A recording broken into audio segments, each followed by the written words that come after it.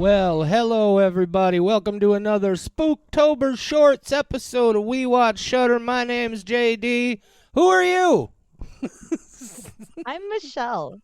It's Hi. Michelle. It's Michelle. It's always Michelle. It's always You should know by Michelle. now.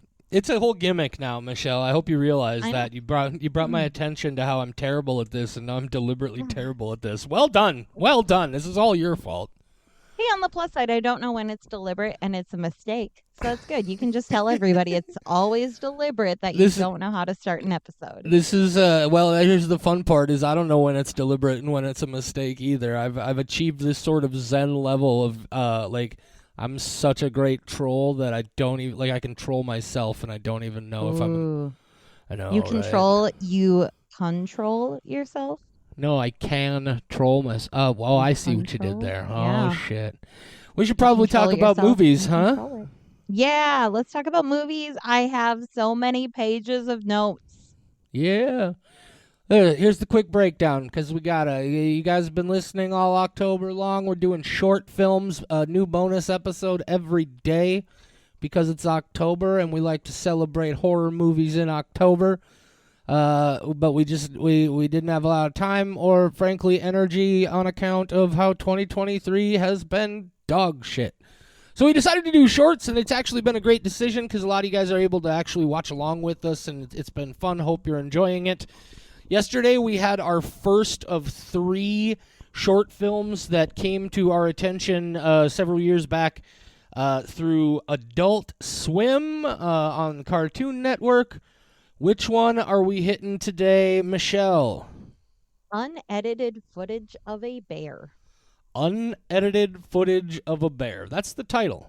That's the whole title. The title. Yep. Unedited footage of a bear. Yep. I don't know what you think it's about. It's not about that. Yeah, whatever you're thinking, you're wrong. Unless you've seen it, then you might be right. Right. If you've seen it, you have at least some idea. Yeah. So this originally aired on Adult Swim. I want to say at like 2:00 in the morning one night back in I think 2014. Yeah. Yep. Look, there's not really anything you can say about this without getting right directly into the spoilers. So, if you haven't seen it, it's 12 minutes of your life. The link is in the episode description. You can just Google it. You can just search on YouTube for unedited footage of a bear. You'll find it. If you haven't done that, Michelle's going to tell you everything that happens right now. What goes on in this unedited footage movie, Michelle? Yeah, well, it starts with unedited footage of a bear. There's just a bear. He's hanging out. He's getting ready for Fat Bear Week. He's going to do his best to get in first place. Turns out, however, it is edited. Mm-hmm. What? Spoilers, God, because, yeah, it's unedited footage, but then it is edited because it goes into a advertisement for Claradrill. And at the time that this came out, it gave you the skip ad button. That was exactly like YouTube's skip ad button. So you click it and you just pause the video. And that was such a good element. Yeah, so it's a Claradrill commercial, and this woman is telling you how great her life is, and then she starts driving away, and the announcer is getting quieter and quieter, so she's driving out of the advertisement, and then she sees a version of herself down the road, and her and the version battle. They do battle. And then there's like a duplicate version of herself with her kids, and she's terrorizing them. And then there's like a 4th version of herself, and she's terrorizing people. And this one's dancing, and this one doesn't understand how to move like a human. And at the end, there's a bunch of police lights, and her life is ruined. Thanks, Claradrill. Yeah. Fucking Claradrill. Fucking Claradrill. I have so much to say about this one. So, and that's the basic narrative here, guys. And so it does start with that bear footage, and then Michelle mentioned it starts like it's a YouTube ad, and it gives you you can skip this ad in 5, 4, 3, 2, 1. Not afraid to admit whatsoever that when I originally saw this on YouTube back in 2014, I tried to click that button multiple times. It was an embarrassing amount of time before I figured out what the fuck was going on. But real effective use of that gimmick, I thought. And then This just so it's playing like it's an infomercial for this new medication, and I think where you start to get a feeling like something is gonna be off here, aside from that skip button, is in the little fine print. That, of course, we're all familiar with the fine print from pharmaceutical ads on TV, with all the legal mumbo jumbo and the disclaimers and all of that you got to squint and pause the screen to read, because they come and go so fast and they're teeny tiny. Michelle, I know you have spent a decent amount of time delving into those fine print subtitles. Is that correct? Yeah, of course I have. Awesome.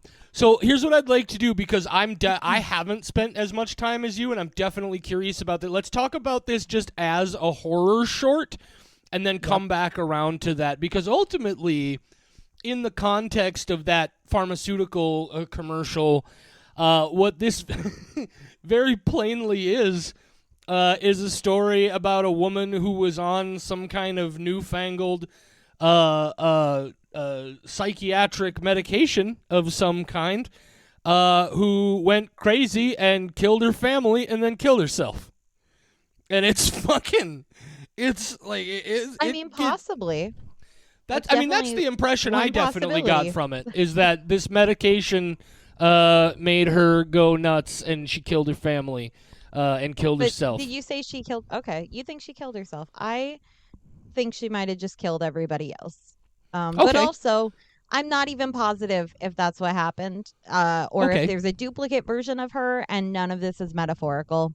It's one of those where we'll never know. We just have to. Yeah, it is very mind bendy at times. It plays with time. It plays with space.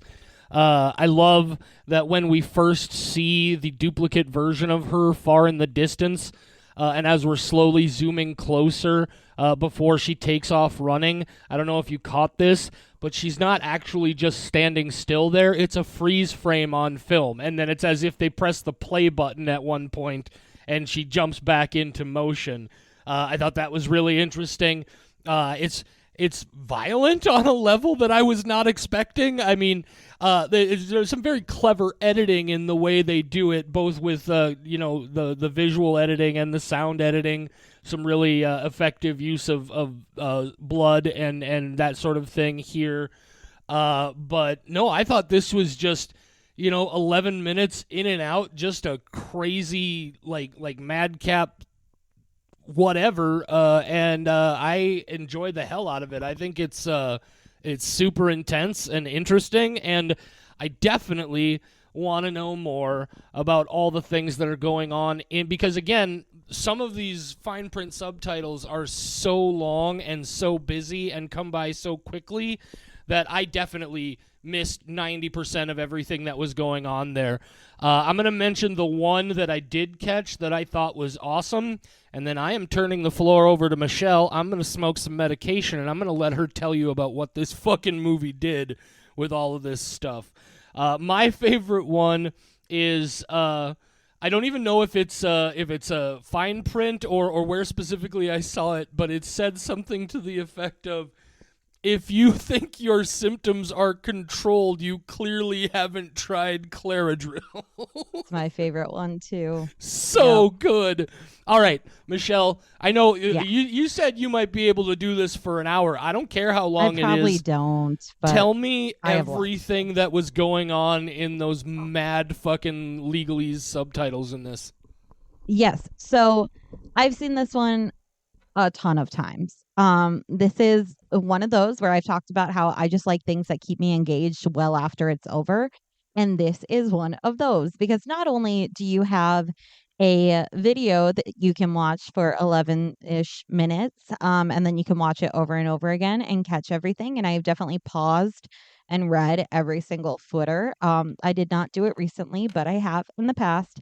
There's always stuff to catch. One of the things that freaks me out is for some reason, this makes me more uncomfortable, but there are two women playing the mom character.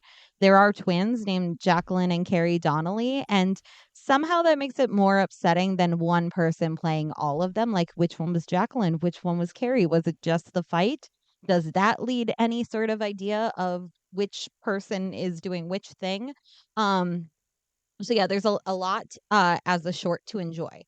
But there's a whole other element to this video, and I am very sad to say that it is no longer available online, and it broke my heart.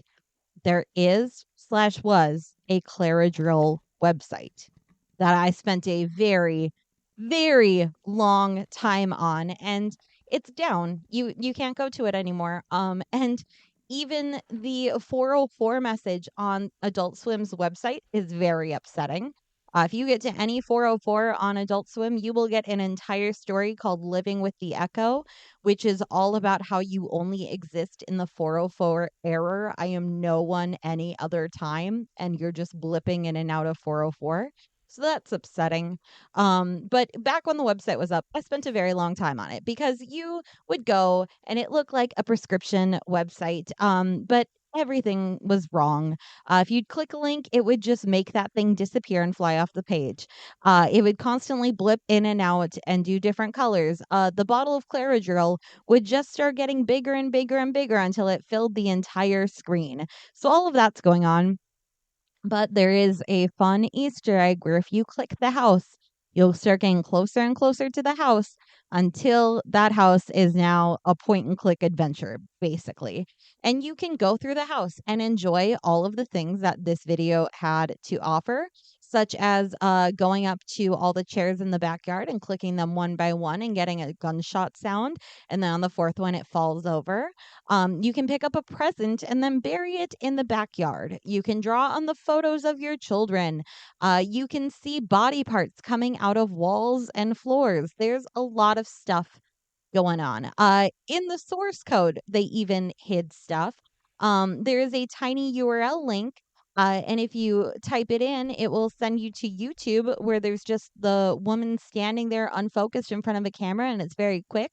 But then you can go to the YouTube channel and there are two videos. And the second one is exactly the same, but now with the second woman in the background. The name is for that channel is Gobbledygook, but does have the word Donna in the middle. Also in the source code, right before that tiny URL, it spells out "I know you're here" in numbers and letters, which I know is how spelling works. But I think if you saw it, you'd know what I'm trying to say. That thing where like you use a bunch of A's and it's a bigger letter. JD, do you know what that's called? I don't, but I know what you're talking about. Okay, thank you. The website footer, I'm just going to read you this thing. Some side effects may occur. If side effects occur, please form a second opinion. Your inside affects your outside side effects. Claradrill affects your inside's effects on your outside. Please choose sides before consulting Claradrill. Claradrill is not responsible for switched sides, insides, or out. What were you thinking? Claradrill is not related to that. Claradrill opens doors and is not responsible, Donna, for what lies inside. Consult your doctor before stopping, starting, continuing, or never taking Claradrill. You may be at risk of bloodening if you combine Claradrill with other salves. Claradrill is not for pregnant, nursing, expectant, waiting, bereaved, or sleeping mothers. What kind of person were you trying to be? Claradrill will not guarantee that you will become that person, but a person or persons will result from sustained use of Claradrill. Appropriate dosage of Claradrill varies wildly depending on, but not limited to, some of the following factors: eyes, medical history, blood volume, organ weight, presence or absence of bows, piano lessons, phone color, lawn color, number of children, zip code, myrrh, regrets, lessons learned, and diet. That's from the website? Yep, that's the website footer. Holy shit. Yeah. I am so sad the site is down because when we decided to do unedited footage of a bear, I was like, I'm going to spend hours in that Claradrill house. I'm so ready for it. And no, it doesn't exist It's anymore. just gone. There are YouTube videos out there where they call it like playthroughs of the Claradrill house or the unedited footage of a bear house. So you can go see what other people have found. Yeah, there's other stuff, but I definitely knew about that website because eventually if you click enough things in the movie, once you realize what's going on, it would take you to that website. Like whenever the URL showed up in the video.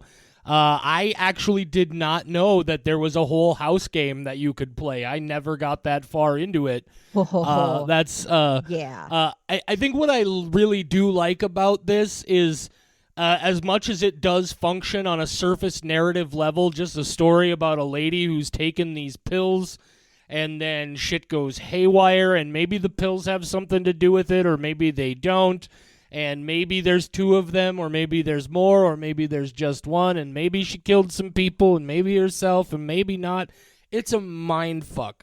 And again, I think perfect at like a 11-minute length. If this were to be any longer, I feel like you would have to put a little more exposition and detail into telling us what was going on. But as just a slice of what the fuck, I love it. I also think it's a really, I mean, kind of overt. It's not subtle in any way, but it's just a really direct critique of those sorts of fucking like designer prescription advertising that we're bombarded with for the last 10 to 15 years of our lives, and they take it to that wild extreme. These you figure somebody at one point would be just like, okay, we can drop the fine print out now and just continue with the movie. But no, the fine print subtitles continues throughout this entire movie about this lady who's going crazy and possibly killing people and herself. It's such commitment to its premise and its gimmick, and I really, really, really like this a lot. And I wish I had known more about how busy that website was and had gotten a chance to do some of that. I will definitely be checking out those YouTube videos with the quote-unquote playthroughs. Yeah, definitely go watch them. Being able to explore that house when this initially came out was so much fun. Because it's basically like a Google Earth type thing or a point and click adventure where you can click through the house to go walking around and see if what you can interact with and draw on the children's pictures. But it's just it was so interesting to be able to do that and explore in the moment, and I'm upset that it doesn't exist anymore. Out of all the mom shots once she starts losing her mind or whatever is happening, which was the one that you considered the most upsetting? Like after it becomes clear that she's breaking down, and what was Yeah, the most just directly after the bear horrific. is done. Yeah. um I think two different things from a sheer brutality level. Even though, again, I know academically, because I've seen this so many times, I know that it's just really good editing and really good sound and really good presentation.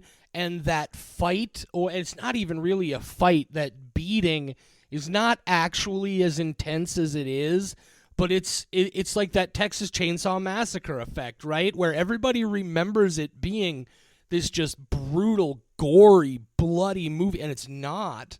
And I got that impression from that. So that, on that level, from a purely visceral level, man, that probably because I've always, since I was a little kid, had this specific deep rooted fear of just being beaten up really bad. Things like that really get to me. But then from more of a psychological standpoint, again, it's very on the nose, not a lot of subtlety involved. But when we get the perspective shot of her pointing her fingers like a gun at the different chairs and pulling the trigger, that I think is the moment where it really sat in for me, that it's just like, oh, fuck, she's going to kill them kids. And so I thought that was really intense. How about you? My things are awkward in how they probably don't upset a lot of people, but I think just things being unnatural will upset me more than like murder or a beating will. If there's something unexplainable, that gets to me a lot more. So I have two very small things, and the first one is when the phone rings and she's just zoning off in the distance, and then the way she picks it up, like it's a weird path, it's all blurred, like she's going in slow motion but sped up. Just the way she picks up that phone made me so uncomfortable. And then the other one is when the kids open the closet and she's just sitting there wearing an evening gown with the clothes directly in her face. Those kinds of things are the things that I find so much more upsetting than normal human behavior. Like beating somebody up, I've seen that before. A woman just sitting in a closet wearing a ball gown with clothes in front of her face and not moving. that I have more questions about. Oh, I don't disagree with you there. Like I definitely find those things, but for me, my reaction to that isn't so much just a sense of foreboding or it's not so much like a white knuckle what the fuck. It's more like a morbidly curious what the fuck. In those moments for me, and that's probably not a good thing. I would probably be a lot safer if I reacted to those sorts of moments the way you do. But no, I can understand that for sure. I just react to those things in a slightly different way. I guess one other thing that I am still curious about this, and I think it's an interesting level, because I feel like it's something they did deliberately to make some people think they know what's happening. But it came to me when you mentioned the phone call. When she's in the car and her phone starts ringing, when they show us the screen of the phone, it says she's receiving a call from somebody named Donna. And then at the end of the movie, when all the different versions of her, or maybe just in her head, are cycling through that crazy chaos of appearances, and she's on the phone in that kitchen, and the phone is ringing and ringing, and nobody's answering. And I think you're meant, maybe if you're not paying attention, to think that that's just the other side of that phone call from the car earlier in the movie, until you realize that the lady in the kitchen is saying the name Donna. So if she's trying to talk to Donna, Donna wouldn't be the person that, like, her name wouldn't be appearing as Donna on a caller ID. And now I don't know what the fuck is going on. It's very carefully crafted, and like I said, I've watched it a bunch of times, and I feel like there's probably still a ton of stuff that I haven't caught. Oh, I never thought her name was Donna or picked it up that way, so that's interesting to me. There is a Donna Well, credited on IMDb, and I have no idea who she showed up as in the right, video. I and never yeah, saw a because Donna. that was basically my experience of it. Is for a moment, because she's in the kitchen screaming the name Donna, and I just Hmm. remember that the caller ID also said Donna. So for a moment, I was like, "Oh, this is the other side of that call," and then I was like, "Wait." If she's trying to talk to somebody named Donna, like if she's screaming for Donna to answer the phone, the other side would not show her caller ID as her name being Donna. Hmm. So they're not the same call, and now I don't know what the fuck is happening. Yeah, that's Interesting. I Um, I a really couple things. yeah. Go Oh, ahead. sorry. I was just gonna say, writer director Alan Resnick. He did do the bear voice, the narration of the bear at the very beginning. So, Oh, he's like that. okay. That's gonna be my thing that The I'm the doing. narration over the bear. When you said the bear Sorry, voice, I I was like, wait, when know. did the fucking bear Anytime talk? I say What did I something, I'm like, miss? God damn it! Why are we recording? Why are we recording? So that's captured forever. Rue Morgue. But no. So Alan Resnick did do the person photographing the bear. And something that I should have mentioned earlier is that Alan Resnick's website. I spent a while on it, and it does give you the same vibes as what you would have gotten from the Claradrill website, where things are just floating around, and if you click them, they don't work. And it's not a very functional website, and it is just like a picture of his dog as the background, and there's just weird Nice. stuff going on there, and it's very hard to actually get to any information that you want. So when I was looking up who had made this and trying to get inside their head of like, what else did you do? It's super bizarre, and I definitely think you should check that out if you want to get like kind of a hint of what trying to explore the Claradrill website was like. It's not nearly as good, but it is still upsetting. So I really like this man's stuff. When I'm aware of what I'm about to watch and know what I'm getting into. He did a couple other things like this house has people in it, which is equally upsetting. So I'm gonna watch more of his stuff I just again. came to something he did called Cool Blue Car that is apparently also an Adult Swim thing. He Man, did a there's a bunch lot of of them. stuff here. Yeah. Yeah. This is Yep. a very interesting website. Yep.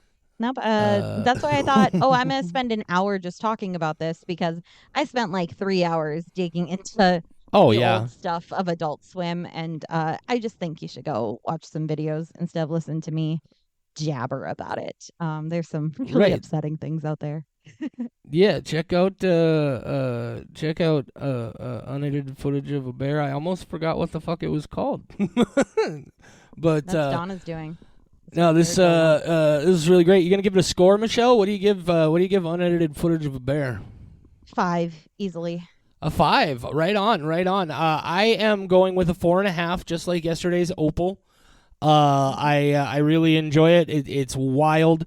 I think there are a couple of moments. I think part of what frustrates me about it is because those subtitles are so busy, and so I don't necessarily have the focus ability to be able to, after I've watched this, to go back and just focus on each one of those things individually.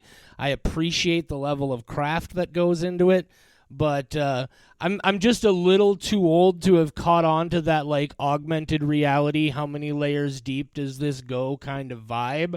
And so I don't really think in that way about things as much as I probably should be. And so there is a small part of me that's just like, man, I wish I would have known there was a fucking weird, cool internet game associated with this that I could have gone and played. Really triggering my FOMO here, but that's whatever. But no, it's real solid. I enjoy this one a lot, and I definitely think people should check it out. Yep. I like things that keep me awake and very upset for a while, and this did it.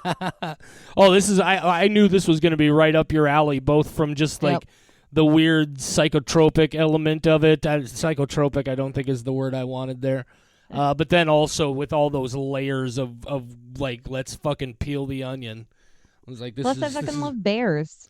Right? So bears are fucking dope. You showed me a bear. It does fade back into the bear briefly at the very end. Yep. I love sure bears. Sure does. All right, so that's unedited footage of a bear. 4.5 from me, 5 from Michelle. As I said earlier, the link is in the episode description. If you still haven't seen it, strongly recommend you check that out. We got one more Adult Swim title this week, Michelle. Do you want to tell them what it is? It's Too Many Cooks. Yeah, if you know it, you know it. If you don't, you're about to find out. Too Many Cooks. We're going to have some things to say about it. Tune in tomorrow. That's when you'll hear it. For right now, say goodnight, Michelle. Good night, Michelle. We Watch Shudder is a production of Rat Factory Media, your home for all of today's Rat Factoryist podcasts. The views and opinions of the hosts and guests of We Watch Shudder are their own and do not necessarily reflect the views and opinions of Rat Factory Media. But wait, aren't Rat Factory Media and We Watch Shudder the same people? Shut your cake hole, Charlie. Nobody asked you. We Watch Shudder is available free on all major podcast platforms, and the easiest way to support We Watch Shudder is also free. Just leave a rating and review on your platform of choice. Merge your consciousness with ours on Facebook, Instagram, TikTok, and Twitter. We're at We Watch Shudder on all those social media platforms. Or find us the old-fashioned way, on the web at WeWatchShudder.com or by email at mail@WeWatchShudder.com. Heck, you can even leave us a voicemail at 701-566-9510. No, seriously, 701-566-9510. Try it if you dare.